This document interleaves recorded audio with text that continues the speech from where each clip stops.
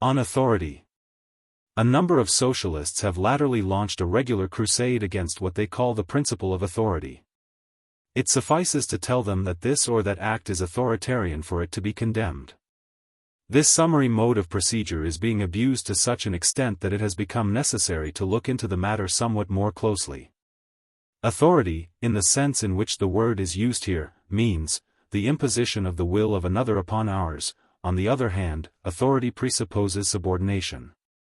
Now, since these two words sound bad, and the relationship which they represent is disagreeable to the subordinated party, the question is to ascertain whether there is any way of dispensing with it, whether, given the conditions of present-day society, we could not create another social system, in which this authority would be given no scope any longer, and would consequently have to disappear. On examining the economic, industrial and agricultural conditions which form the basis of present-day bourgeois society, we find that they tend more and more to replace isolated action by combined action of individuals. Modern industry, with its big factories and mills, where hundreds of workers supervise complicated machines driven by steam, has superseded the small workshops of the separate producers. The carriages and wagons of the highways have become substituted by railway trains, just as the small schooners and sailing feluccas have been by steamboats. Even agriculture falls increasingly under the dominion of the machine and of steam, which slowly but relentlessly put in the place of the small proprietors big capitalists, who with the aid of hired workers cultivate vast stretches of land. Everywhere combined action, the complication of processes dependent upon each other, displaces independent action by individuals. But whoever mentions combined action speaks of organization. Now, is it possible to have organization without authority? Supposing a social revolution dethroned the capitalists, who now exercise their authority over the production and circulation of wealth. Supposing, to adopt entirely the point of view of the anti-authoritarians, that the land and the instruments of labor had become the collective property of the workers who use them. Will authority have disappeared, or will it only have changed its form? Let us see. Let us take by way of example a cotton spinning mill. The cotton must pass through at least 6 successive operations before it is reduced to the state of thread, and these operations take place for the most part in different rooms.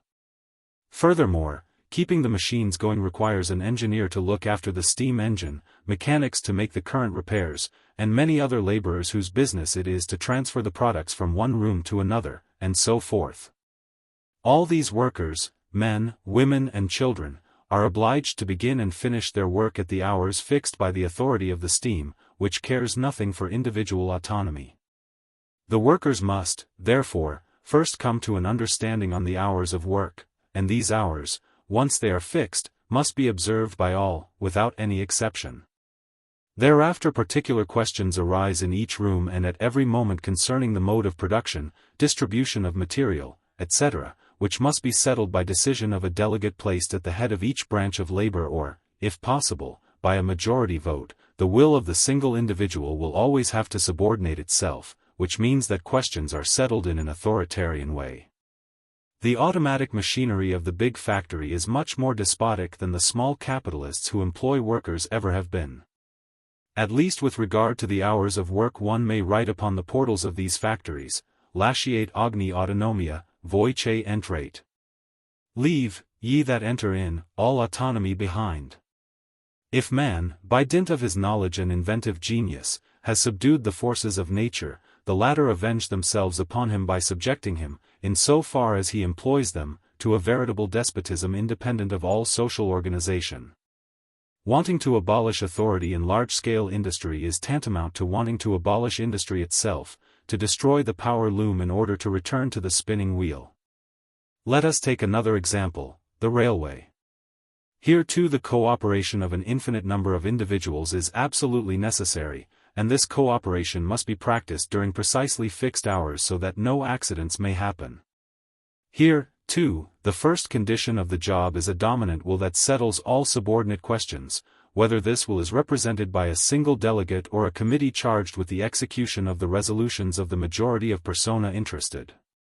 In either case there is a very pronounced authority. Moreover, what would happen to the first train dispatched if the authority of the railway employees over the honorable passengers were abolished? But the necessity of authority, and of imperious authority at that, will nowhere be found more evident than on board a ship on the high seas.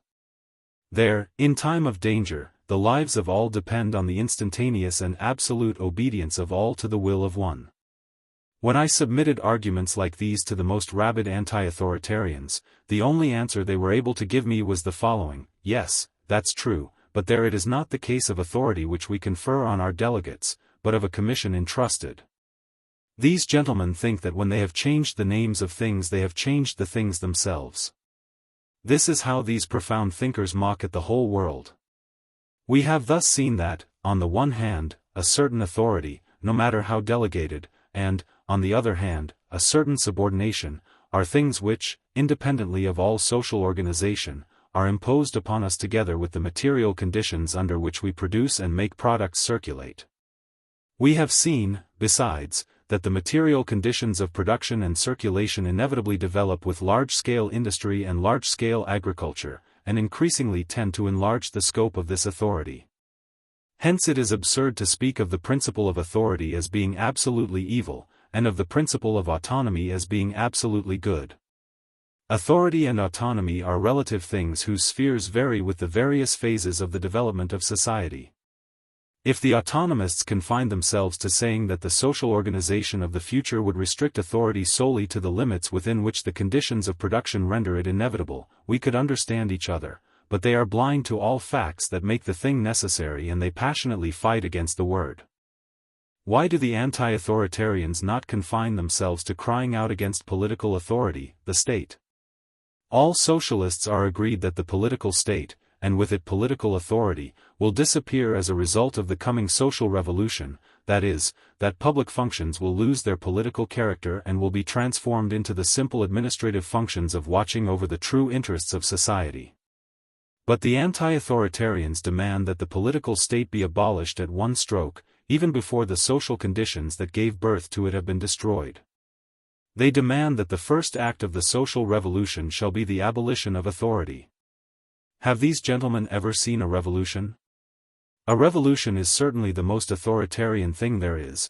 It is the act whereby one part of the population imposes its will upon the other part by means of rifles, bayonets and cannon, authoritarian means, if such there be at all, and if the victorious party does not want to have fought in vain, it must maintain this rule by means of the terror which its arms inspire in the reactionists.